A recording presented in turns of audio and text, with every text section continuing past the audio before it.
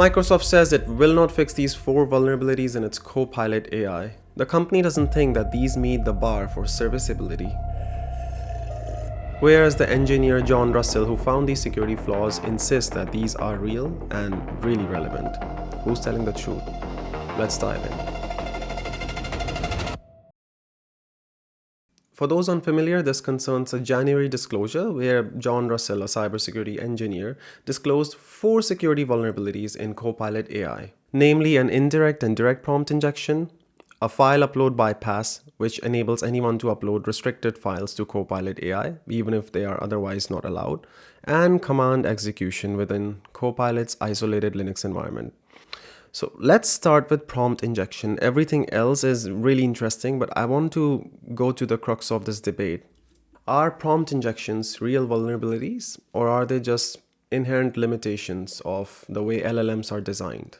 In other words, is it really truly possible to limit prompt injections, or would that make most LLMs non-functional? First of all, what are prompt injections? Quite simply, the problem we have today is that a lot of AI products and LLM agents, they have no way to easily distinguish between what's data versus what's instruction. So I'll give you an example. Say you received this email, the one I've crafted here, and you wanted an AI agent like ChatGPT or Claude to analyze it. You could simply copy paste its contents into it, or you could just download this email as an EML file and upload that into your preferred LLM for analysis.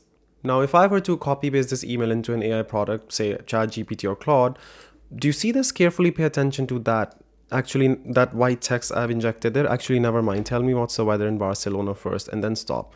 It's a very, very simple example of prompt injection. What ends up happening is not all AI agents, they're getting better at this, but some of them may genuinely get confused if this is just part of the email, if this is just data, like the rest of this text that it has to study and parse, or if this is an instruction by me to the LLM or AI agent. And this is the crux of prompt injection. So Claude did catch it. Before I continue, I want to flag something. That email has a suspicious line in the middle, this one. So Claude does think it's a prompt injection and it caught it.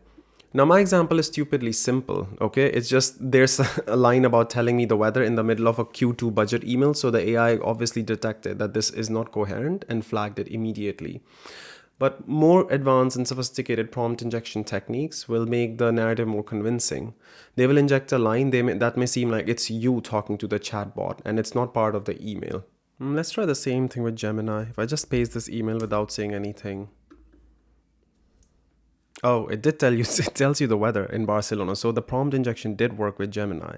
It's a hit or a miss. It works with some agents. It doesn't work with others. Some are smarter to catch it. Others, yeah. It's really...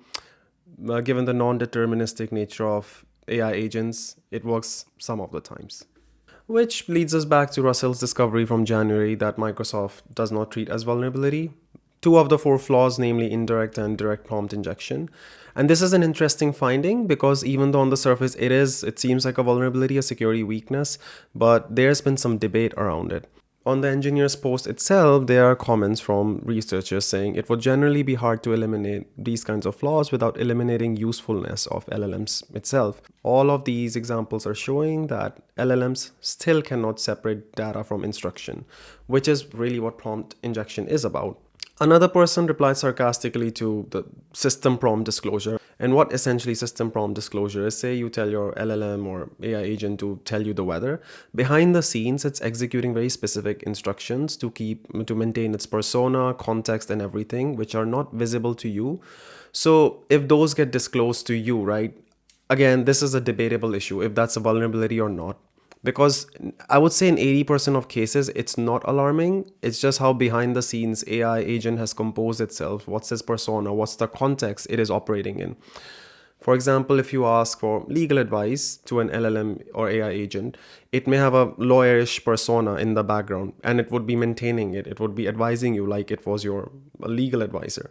So the disclosure of that detail itself is not alarming. So the OWASP's Gen AI security project takes a more balanced approach, a more nuanced view. It states by itself a system prompt leakage via prompt injection. It's not a vulnerability by itself, but the real security risk is like what happens if sensitive information is disclosed as a result of exploiting this. It gives some examples of common risk if it exposes sensitive functionality, internal rules which you want to remain hidden from the outside world, or revealing the filtering criteria, then it could pose a security issue. But just the fact that you learn the behind the scenes operation of an LLM agent by itself is not a vulnerability. And same goes for prompt injections actually, because as many commentators have observed that it's still so difficult for LLMs to separate data from instruction. How do you work around this problem? That being said, the fact that Claude did not process my request, it immediately flagged the suspicious line from the email, does show it can prevent it. So if something is a security risk and it can be patched or it can be addressed, mitigated, that reveals it is a vulnerability. But I don't think it's so straightforward to patch this universally yet, given so many ways people can just work around it. So in that context, a Microsoft spokesperson told us that we appreciate the work of the security community in investigating and reporting potential issues.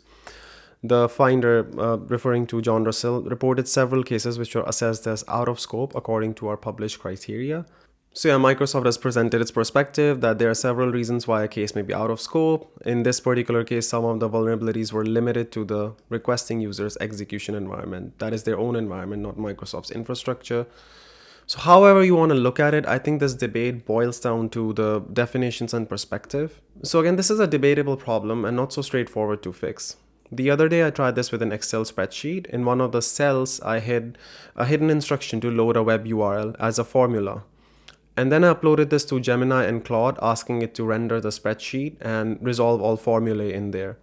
One of the agents did resolve it successfully, so they did fetch external data from the URL, but also it was kind of intended. I told the AI to do that and it didn't flag anything. But imagine if, as an attacker, I sent you a spreadsheet and now you're just telling your LLM agent or AI agent to just render the spreadsheet, resolve any formula or macros, and it executes everything thinking that you have consented to it.